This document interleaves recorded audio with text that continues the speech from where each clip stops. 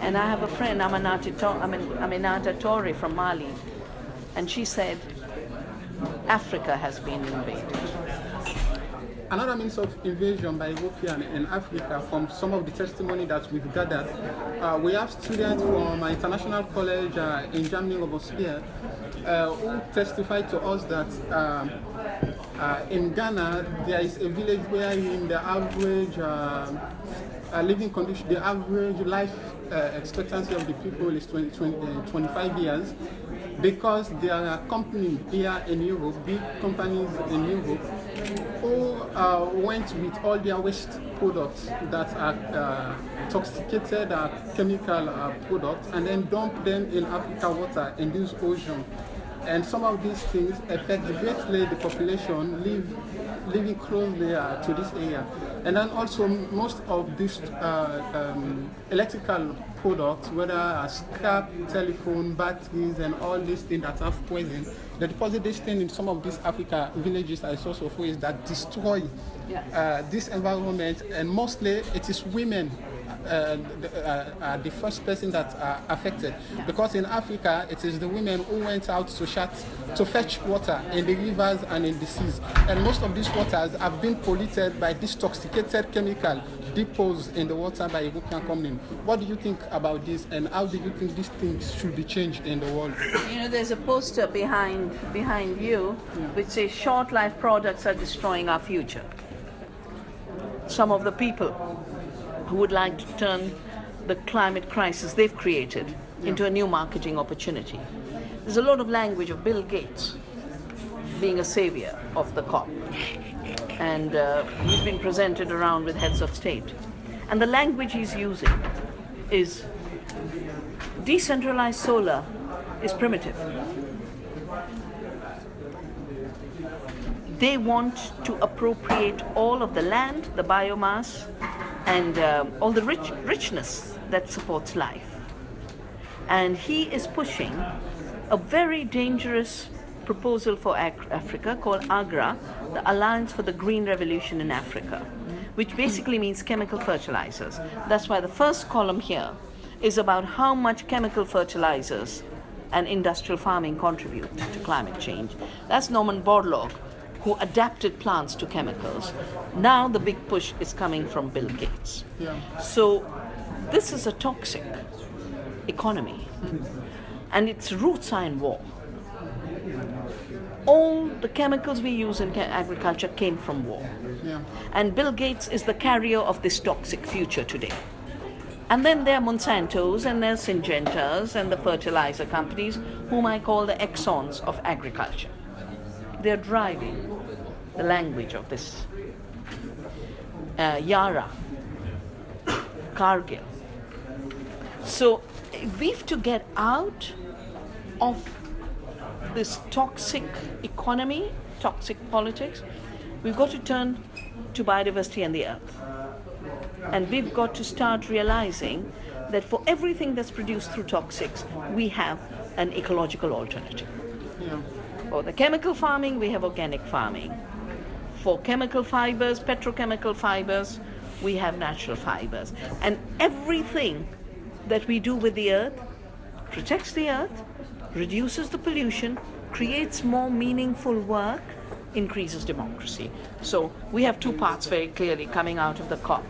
A Bill Gates riding high and saying, I took software which belonged to everyone, made it my property, collected royalties, became a billionaire out of nothing, out of stolen software, and now I'll behave as if I'm the big philanthropist.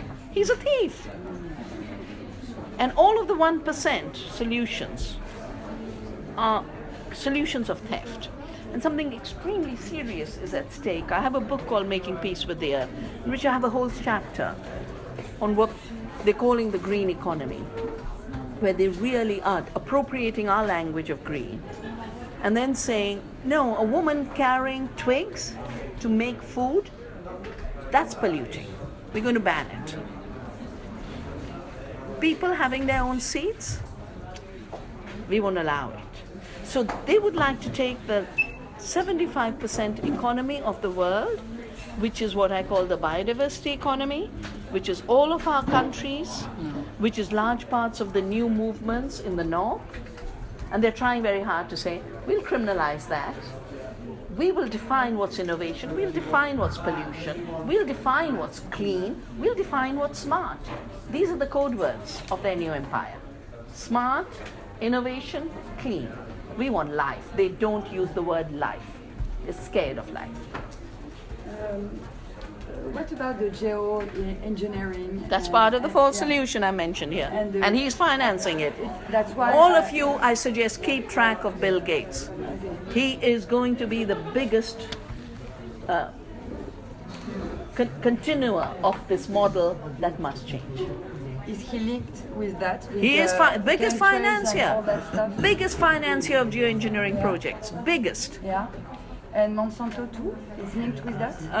Monsanto maybe, for sure, because Monsanto is breeding for heavy metals. Okay, and because it's the soil becomes dry with the geoengineering, so Monsanto could provide the solution, right? Well, you know, Monsanto has bought. If you read that sheet I've given, Monsanto has bought the world's biggest climate data corporation. It has bought the world's biggest soil data corporation. And basically what they're looking for, I mean, we've seen what happened with seed. Monsanto said, I'm going to own the seed. And I'll collect royalties. And I'll push GMOs because that way I can pretend I invented the seed. They're now looking for trapping farmers into buying soil and climate data from them. Which is why I am totally against carbon trading. Because living carbon, you know, a tree is living carbon. And I've critiqued the G8. Say you can't decarbonize the world, we'd be dead. What you need to do is get rid of fossil fuels. Why are they using the term decarbonization? They're using it to make the living carbon economy of people illegal. And there are enough young people who feel, solar, wonderful. A few twigs, dirty. No, the twigs are recycling the carbon that was fixed in that twig.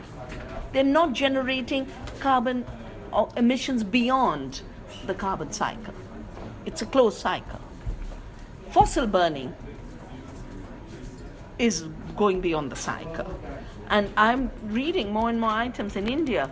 First village to become clean, to ban biomass and shift to fossil energy. And they're calling it clean. So there's a twist in the perception of what's clean. And they're already waiting to think of, not only will they control agriculture. Mr. Gates has put out a plan for one agriculture. All universities working through him. He's already privatizing the world's public gene banks. All. The CG system, it's called the Consultative Group of International Agriculture Research, where our seeds are kept. He's using his money to destroy the public's breeding and saying, hand this over to the corporations. Then soil, instead of you knowing what the soil is like, instead of a local lab working with farmers to say, this is your soil fertility, this is your soil food web, satellites are going to be used. And Monsanto has already made an agreement with Deere, you know, the tractor company, that in those machines they're going to fix Monsanto spyware, it's called. So when the tractor moves, it's going to send the data of what the farmer grew, which variety he grew, how much crop he had had. And they're looking for a total control system that has already destroyed the planet, but pretending it's clean now. And so what do we need? What we need at this point is a much deeper understanding of ecological processes. To not get confused with this language. A much deeper celebration of life, our lives, the planet's life, and a much deeper courage to say no to this rubbish. I have another question. Well, let others ask if they have another question. Does anyone have? Yeah. I think on this kind of on this theme of centralization of corporate kind of control and corporations, I guess just wondering about your comments on to what extent, Dr. Shiva, we will be able to find the solutions within the framework of capitalism or neoliberalism, and to what extent those policies that are based upon that groundwork is actually, they're not the ways to go forward. Well, change never comes through abstractions. Change comes in the concrete. And within the concrete, you can be in another paradigm. Okay? I might be living in a world dominated by industrial agriculture, but for 30 years I have saved seeds. I've done organic farming and changed the world and created another world. You don't have a full systems replacement as a full system replacement, except in the mind. In the mind, you can have an immediate systems change, which is called a paradigm change. On the ground, you grow the alternative. Just following on from that question, in a way, do you think there are any genuine alliances you can have with multinational corporations? So, like, for example, Enel, which was the energy company in Italy, is making friends with Greenpeace because they want to actually change the way that they act. The CEOs saying they want to actually do something very different, which could be a stand against other multinationals like Monsanto. Yeah. I'm trained as a physicist. I dealt only with abstractions. I used to believe the world can be explained in algebraic symbols, and words were nonsense. I realize today that the only place you can answer any question is in a concrete situation, not in the abstract. So your question is an abstract question. It's concrete for Greenpeace. They've come to Greenpeace, fine. But you don't generalize. In the concrete, you figure out, yes, this particular company is changing in this way. This particular organization feels it has the confidence to not be co-opted by this change, then it's fine. I really feel the biggest trap we have right now is living in generalizations. We've got to get rooted. The word we have evolved in the organic movement is humus. Humus is living soil. Living soil is made by living organisms. Okay? The first time I heard the word biochar came from the biofuel industry. Alan Bates might be totally well-meaning, but biochar is only making charcoal by burning biomass without oxygen. That's all it is. And there is an illusion being created that that's the point where carbon dioxide gets fixed. No, carbon dioxide is fixed in the living plant through photosynthesis. There's no new fixing at the time of burning. So the first is it's distorting our perception of the carbon cycle. And it's making us forget photosynthesis. Second, I have watched and witnessed and I've heard corporations talk about how now they can send their carbon-rich waste as fertilizer and biochar. We had to fight Coca-Cola selling its toxic waste, giving its toxic waste in Plachimada as carbon-rich fertilizer. I've seen a cement factory in Orissa saying, here's biochar. Because in biochar, you don't explain the source. It just has to be carbon-rich. You can get into the trap that we got into with the mad cow disease.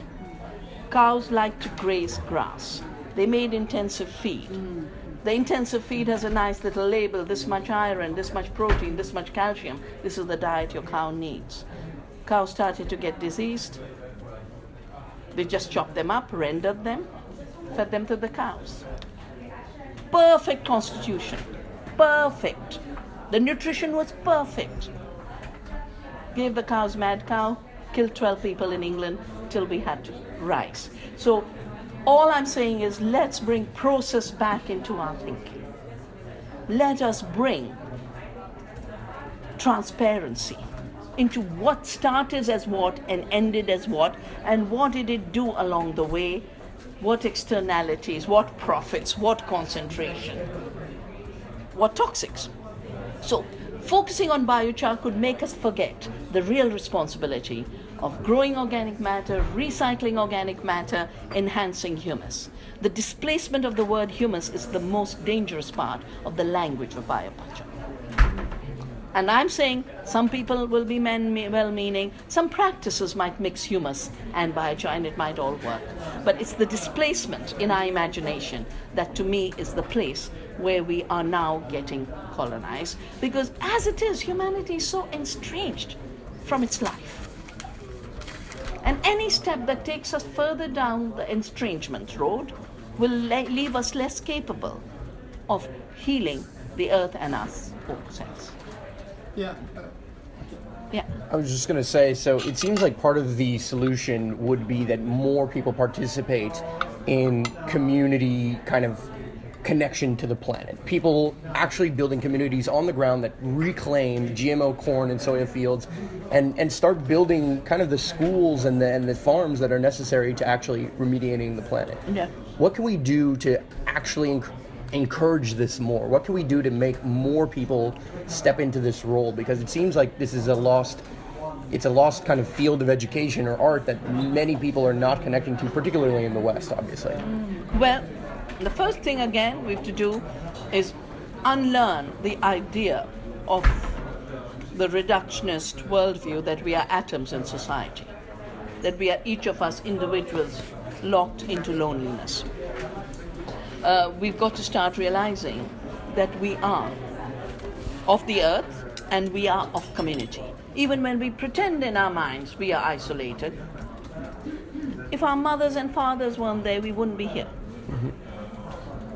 If someone hadn't taken care of us, we'd have died along the way. So, to be aware of the network of ecological and social relationships that make us means to be aware of community, earth community, social community. And with that awareness, to build the actual links, beginning with whatever you're fond of doing. If you like to garden, reclaim cornfields. If you like education, work with children. If you like to shift the economy, do what Rob Hopkins does, create local currency. If what you like to do is healing, learn how to heal without the same companies that are giving us the poisons in agriculture then selling us the medicines with patents. Yeah? So I've seen that education is actually also becoming colonized by companies like Monsanto and the likes of them. Is it time for a radical shift to, drop out of schools? Because if we're going to send our children to the places where they're going to come back and learn the ways of Monsanto's paradigm, is it time to just turn away from the traditional education system? I'd put it in a different way. Is it time to build another education system? And I would say yes. That's why not only have I built Navdanya for seed-saving organic farming, I've built an Earth University for another education. And you can all go to the website of Navdanya. I think it's written here, www.navdanya.org, and you'll find the Earth University.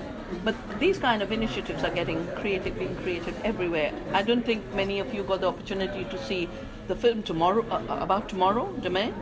Mm. And it's beautiful because it has agriculture, it has economy, it has democracy, and it has education.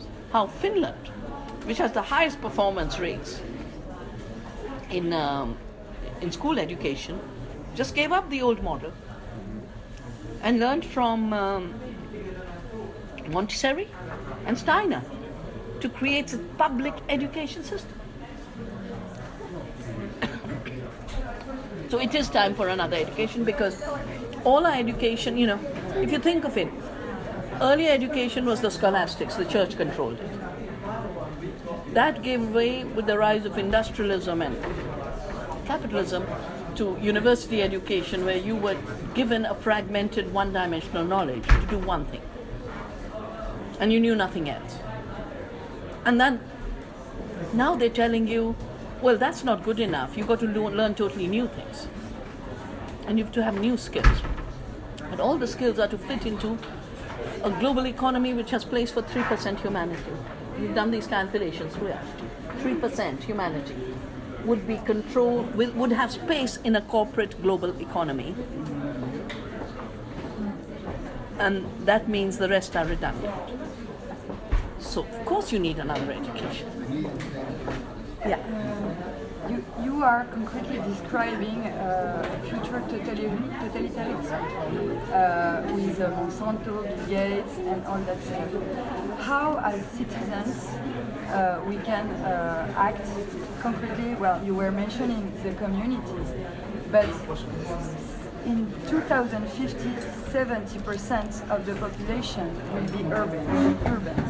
So do you think we have to do it in the urban scale, or we have to go back to the soil and the country and beginning to work on self-sufficiency? Yeah. One more thing we have to really learn to unlearn is we are made to think in linear pattern and with an inevitability that this is the way things work. We are made to think, urbanization. Why is there more urbanization? Because globalization and industrial agriculture has rendered farming unviable through dishonesty. Farmers aren't earning enough, not in France, not in India, not in Africa. Because the system is designed to sell high-cost inputs to the farmers, buy cheap commodities from them. That's an economic system that can't sustain itself. But the corporations make it both ways. They make profits by selling inputs and by buying cheap commodities. And then they have vertical integration to make profits further down the line. So, urbanization is not an inevitability. My country, because the British had exploited us, they left us with a Great Bengal famine. When we became independent, the first thing we did was land reform. Second thing we did was universal public food security. Between the two of them, the fact that small peasants got a fair price and had a market through the public food meant that small farmers were totally viable in India. Which is why it's not an accident that India, even now, is about 60% farmers. It's by policy design. And if we make a policy design that we are going to support small farmers, we are going to recognize agroecology as a science, we're going to ensure no one can pay too little for what a farmer produces. Who would want to be on the land? Who would want to commute 3 hours, live in a boring job, sit at a computer, make money for some speculator? We would have a reverse migration of a huge kind. That's one part of the question. So we need to stop what World Bank wants us to think, inevitable, that more and more people will move. No. More and more people could move in the other way if we get justice in place. And we got more initiatives. I launched here, and this group AMAP, and you know, we have these, I'm going to launch this pact on the 5th. It's a pact for the protection of the earth and each other. And you're all welcome. The French is here, and the English is there. AMAP are urban people who became farmers. Yeah? The managers, chemists, and now they had brought me here to launch the Greater Paris region organic system. What are we looking towards? That the city, instead of Parisians eating junk that's coming from wherever it's cheapest to get, they get organic from their closest farmers. And that relationship of a new food economy does two things. It allows the citizens to get good food they know is healthy for them, but it also allows resources to be plowed back to the farm so that the farm becomes viable. You need to do that. But in addition to that, you need to bring the village into the city. When I say village to the city, we need to do more urban farming. It's totally possible. It's happening. It's the biggest revolution taking place today. Urban gardens. Biggest. Yeah, my last question. Promise, last? My question is going about solar electrical engineering, because like presently solar engineering is gradually taking over in Africa. My question is that, is it solar engineering, is it a perfect green electrical engineering system for Africa, or it's something that is doing more harm than good to the people of Africa? Because like these solar batteries that store this engineering, they are very harmful to human beings, to the life of citizens.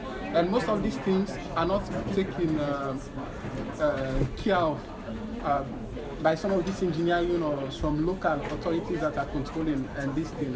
They are just left like that in the street, and it's very harmful, especially to children. So do you think this is something that is good for Africa? Well, or what? you know, this is the way we've repeatedly said. You need to do full cost accounting. And the full cost includes all ecological externalities and all social externalities. And that's why the language was created, which is somehow being forgotten again, called life cycle approach. Take the life cycle of a product and then assess. Hey, Alberto. Hello. That Ecuador and Greece, the whole world is here. We're here with you. So we need, you know, it's that third column in this poster that's the most important one, because there's such rapid spread of false solutions. I'm not saying decentralized solar is not good, and there is now all kinds of new work being done to get rid of the battery. And you don't need the battery if all you do is heat your water, and there are other purposes for which you don't. But Bill Gates is attacking decentralized energy. He wants centralized systems. Like I said, he wants one agriculture for the whole world. He will want one energy system, which he controls. He's already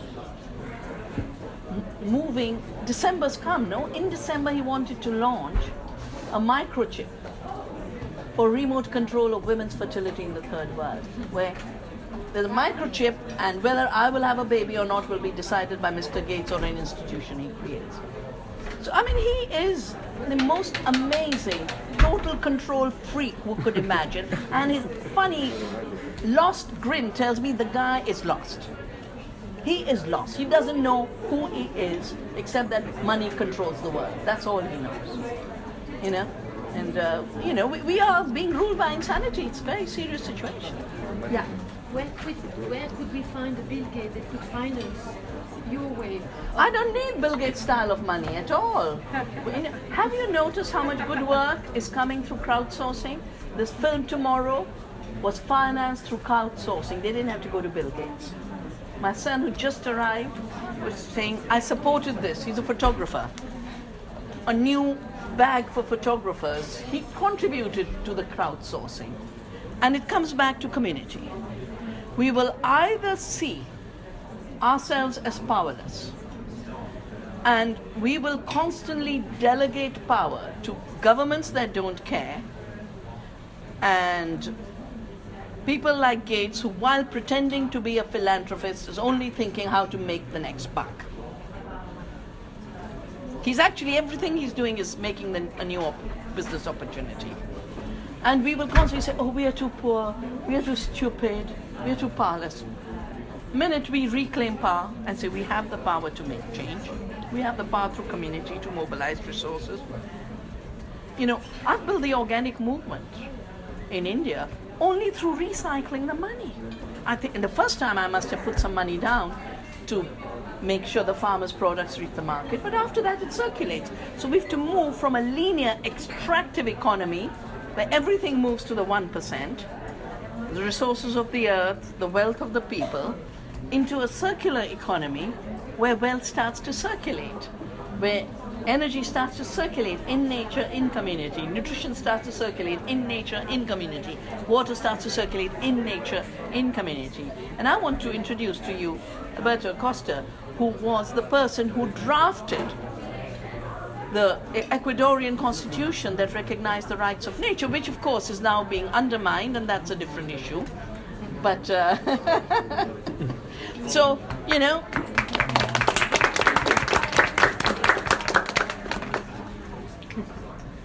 I think that power is removed from government and from the 1% when we remove our focus from them, right? Because I mean, we consent to give them power by following them, and I think we're already starting to do a good job by being here, not doing that, and responding to the grassroots. So my question is, in your experience in India, how do you go about celebrating the farmer more? How do you go about making it more attractive, more consumable for people to want to go back to the rural areas?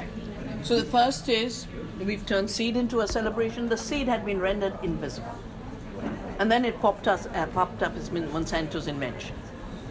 So we bring out the seeds. Now, do I have? I'm going to show you.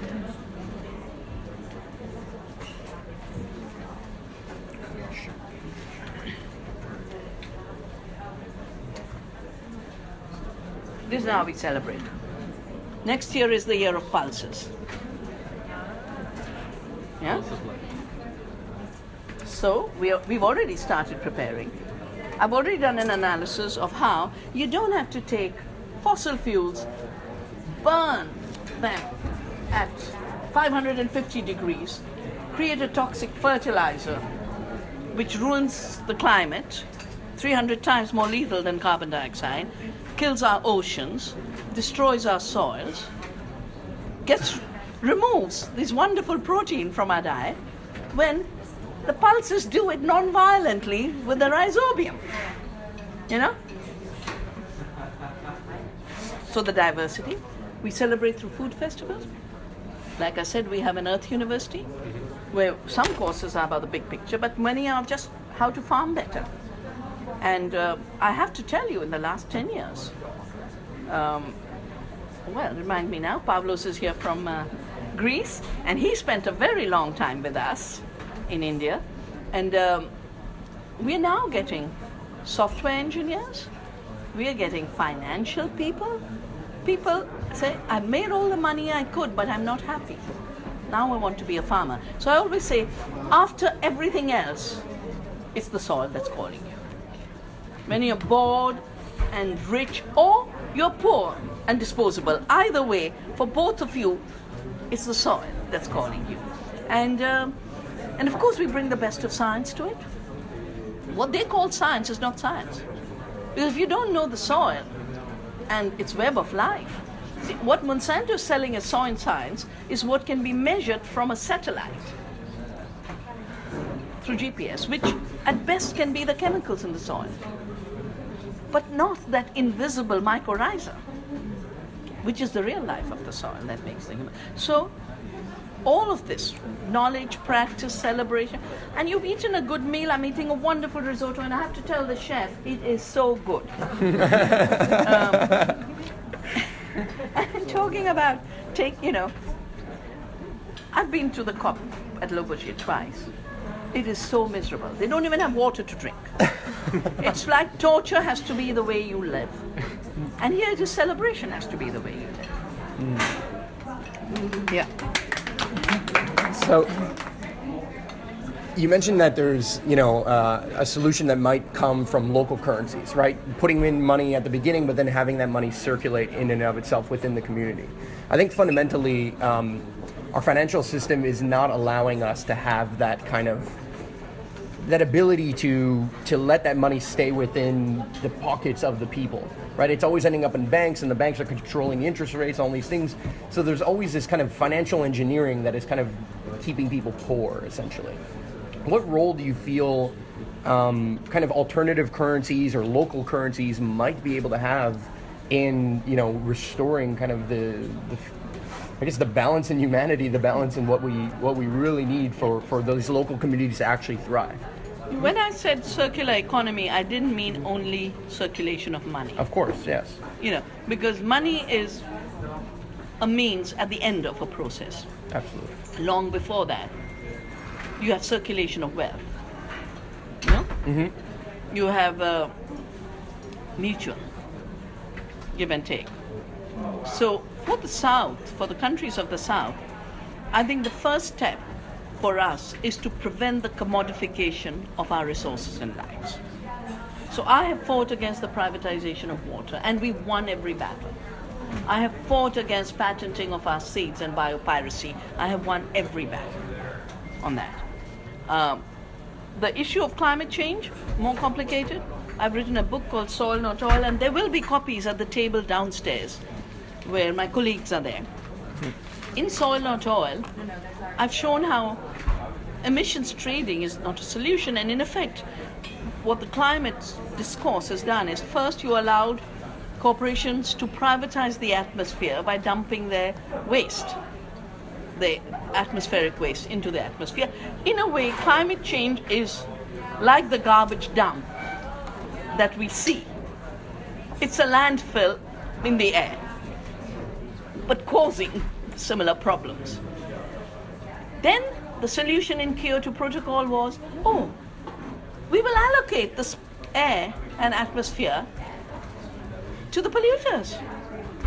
So they took our commons second time over and handed it over to the polluters, who then did emissions trading, made lots of money out of it. Pollution was to come down by 5%, went up by 16% in the Kyoto period. And all this is about beyond Kyoto. Now they're working new ways to do more commodification. Carbon trading, soil carbon monitoring, data selling, all of this is commodity. So commodification takes something that is ours and is shared, turns it into a commodity that we must buy from those who stole it. That makes us poorer. 300,000 Indian farmers have committed suicide in this model of seed commodification. If we don't get the full price for what we sell, if we only prepare commodities for the global market, farmers will always be losers. If they grow food for a neighbor, they will always have the circular economy. That's what this AMAP, Greater Paris region is. That's what the Navdanya model of circulation is. Farmers get more. They don't have to commit suicide. They do organic. Nothing goes out.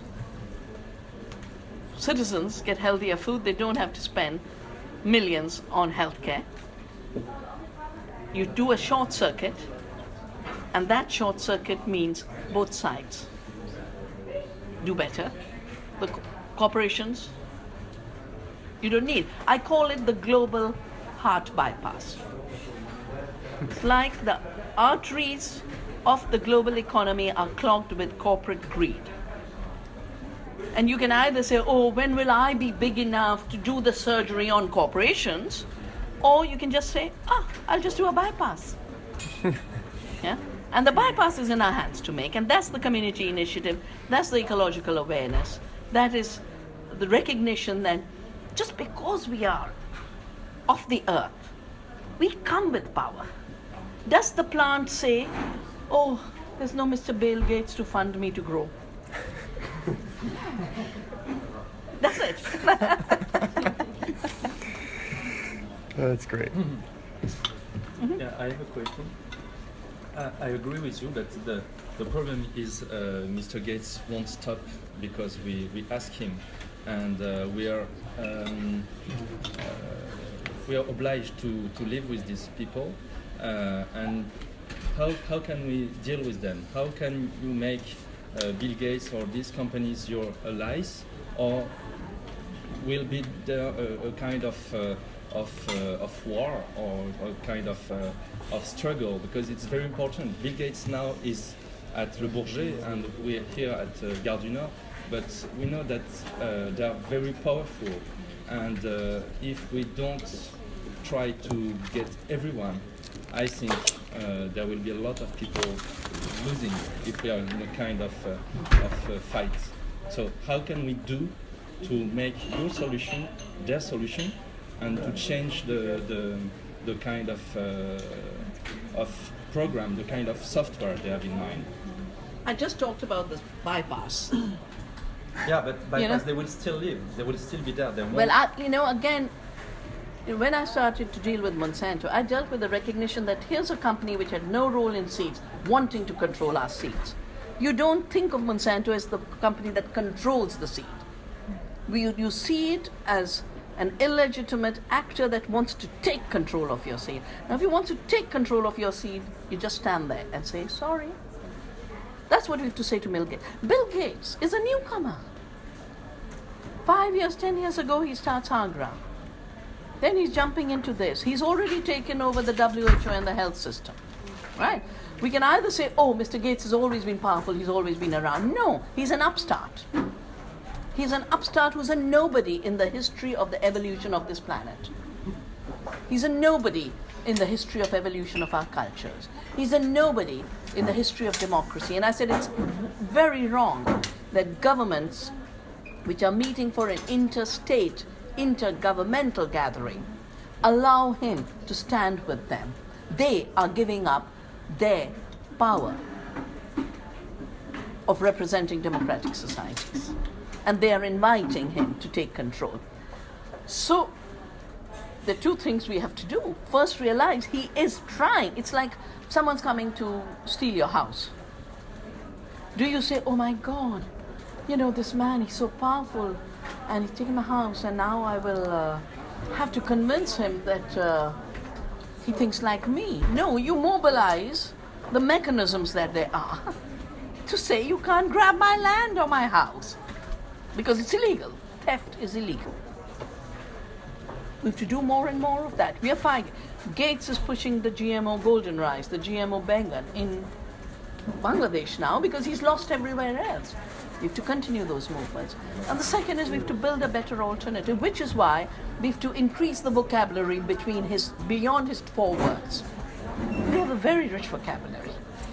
Yeah. So no dialogue with that people? No, the issue is I don't mind the dialogue. I can tell you, because I have critiqued Agra so much, the Alliance for the Green Revolution and the GMOs, I have so many friends who say, but you should talk to Bill Gates. I said, sure, fix a meeting. Poor guys, 10 years they have spent trying to fix an appointment. I'm not going to wait to fix an appointment with Bill Gates. In my life, soil bacteria is a more significant being on this planet than a Bill Gates. And I'm not going to waste my time seeking an appointment with him. But if he comes my way, I've spoken at the World Economic Forum in Melbourne. He was there, I was there. He had to come through helicopter. I walked in. I asked the protesters, I said, they want me to speak inside. If you give me permission, I'll go. If you don't give me permission, I won't. They said, no, for you, we will open up. They let me go. I was there. I won't avoid him, but I won't kill myself trying to meet him. Yeah, last. Part of the argument I hear for why people are welcoming Bill Gates into this space is that governments simply won't fund the kind of things that he's funding, like this $100 billion towards green development.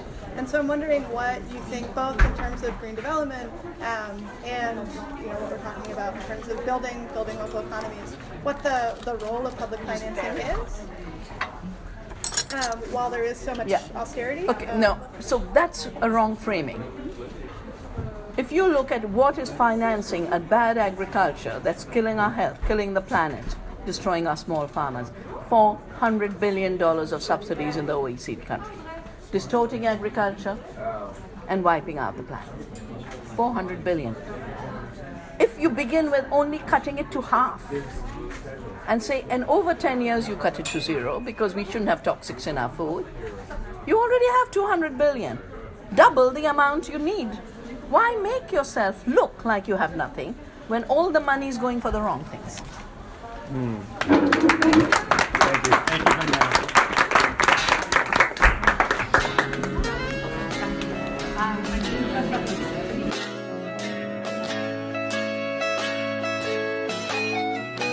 Hardship regardless.